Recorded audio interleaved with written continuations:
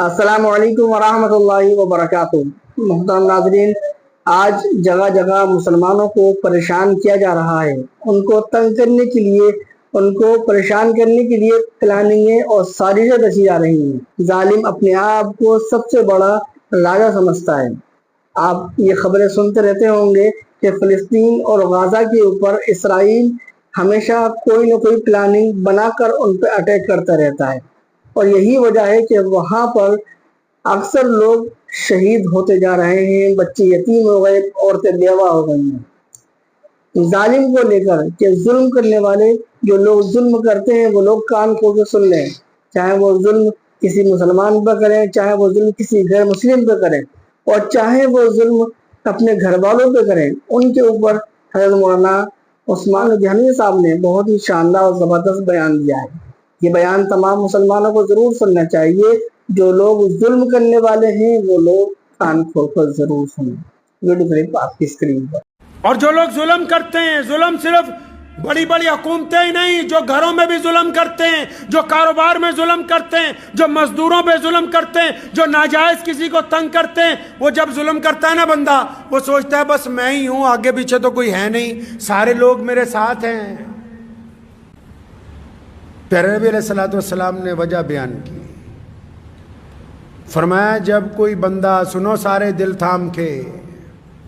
چاہے کوئی حکومت کی کرسی پہ بیٹھا ہے، چاہے کسی کا اپنے گھر میں دبنگائی ہے، چاہے کسی کی اپنے بازار میں دبنگائی ہے، چاہے کسی کی کاروبار میں ہے، چاہے کوئی مسجد مدرسے میں دبنگائی کرتا ہے، سارے ہی سن لیں۔ صرف یہ نہیں کہ حکومتیں، سارے ہی، جس کو اللہ نے جتنی خدائی کا حصہ دیا ہے، جب بندہ دبنگائی کرتا ہے نا تو نبی علیہ السلام نے فرمایا، حدیث کا مفہوم ہے کہ جب بندہ کسی ایسے آدمی کے ساتھ زیادتی کرتا ہے جو سامنے سے جواب نہیں دیتا، ہوتا ہے نا لوگ کوئی اپنی بیوی کے ساتھ، کوئی اپنے ملازم کے ساتھ، کوئی راہگیر کے ساتھ، کوئی چلتے ہوئے کسی غریب آدمی کے ساتھ، بڑے بڑے لوگ جن کو کینسر ہو جاتا ہے، یہ بڑے بڑے چودھری جنہوں نے کبھی کوئی غلط چیز کھائی نہیں ہے، جو پانی بھی 10 دفعہ فلٹر کر کے پیتے ہیں، جن کے گھر میں آرگینک کھانے جاتے ہیں، ان کی چھاتی میں کینسر کیسے پلا؟ ان کو کیا ہو گیا؟ جو کہتے ہیں کہ ہم تو کبھی کوئی ناجائز چیز، کبھی ہاتھ دھوئے بغیر کسی کو کچھ لگایا ہی نہیں، کیا ہوا ان کو؟ سنو نبی علیہ السلام نے فرمایا، پیارے پیغمبر نے کہا کہ جب کوئی بندہ کسی ایسے بندے پر ظلم کرتا ہے جو آگے سے بولتا نہیں ہے، جب کوئی بندہ کسی ایسے پر تشدد کرتا ہے جو آگے سے چپ ہو جاتا ہے، خاموش ہو جاتا ہے، آگے سے کوئی بولتا ہی نہیں، چاہے وہ بیوی ہو، چاہے وہ پڑوسی ہو، چاہے وہ دیندار لوگ ہوں، چاہے وہ بددین لوگ ہوں، چاہے وہ مسلمان ہو، چاہے وہ غیر مسلم ہو، جو بھی آدمی اپنی طاقت کا غلط استعمال کرتا ہے، اور جب وہ کسی پہ استعمال کرتا ہے نا، تو جس پہ طاقت استعمال کرتا ہے، طاقت 2 طرح کی استعمال ہوتی ہے۔ جب طاقت استعمال کرتا ہے نا تو سامنے والا چلاتا ہے، گالی دیتا ہے، بدتمیزی کرتا ہے، لیکن یہ جو حدیث ہے، جب بندہ طاقت استعمال کرتا ہے نا تو سامنے والا جب چپ ہو جائے، ڈر جائے، سہم جائے، خاموش ہو جائے، تو پھر فرشتے اللہ کے پاس جاتے ہیں کہ اللہ، وہ تیرا فلاں بندہ، یہ جو گنڈا بنا ہوا ہے، تیرا فلاں بندی، وہ جو ظلم کر رہی ہے، یا اللہ جس پر تشدد ہوا، وہ سامنے والا چپ ہو گیا ہے، بولتا نہیں ہے، ڈر گیا ہے۔ اس لیے ڈر گیا ہے، وہ سمجھتا ہے کہ بولوں گا تو تھپڑ نہ مار دے، بولوں گا تو قتل نہ کر دے، بولوں گا تو مجھے تشدد کا نشانہ نہ بنائے، بولوں گا تو میری بے عزتی نہ کرے۔ جب گنڈا بندہ دبنگائی کرتا ہے نا کسی ایسے بندے پر جو اتنا مظلوم ہوتا ہے، اتنا وقت کا مارا ہوا ہوتا ہے نا، چپ ہی ہو جاتا ہے، بالکل خاموش ہو جاتا ہے نا، فرشتے حق تعالیٰ کو کہتے ہیں کہ الہی، اے رب العالمین، تیرا فلاں بندہ تو بالکل چپ ہو گیا،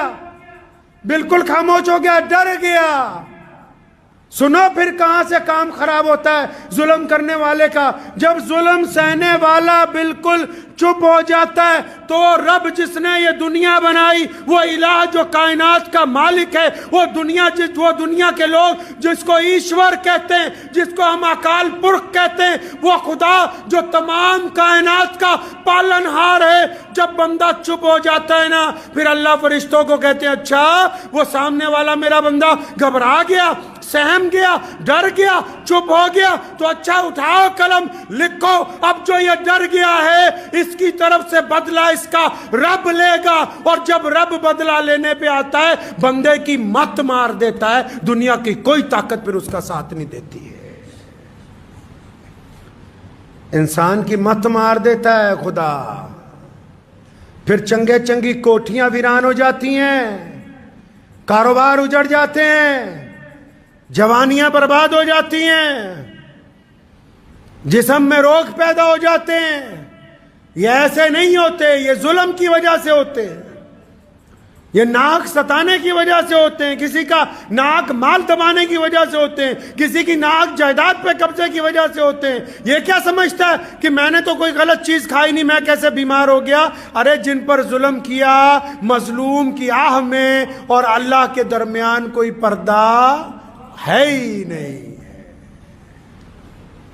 اس لیے ذہن نشین کر لیجئے اس بات کو کہ پریشانی کے دور میں صرف دعا نہیں ہے، دعا کے ساتھ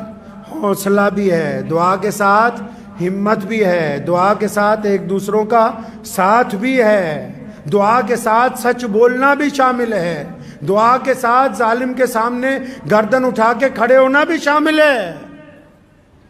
دعا کے ساتھ بھوکے کو کھانا کھلانا بھی شامل ہے.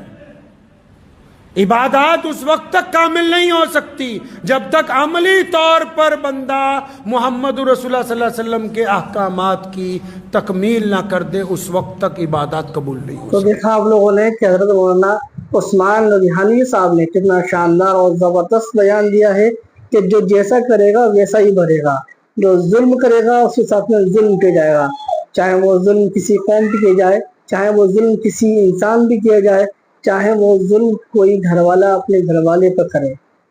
جو جیسا کرے گا وہ ویسا ہی بھرے گا.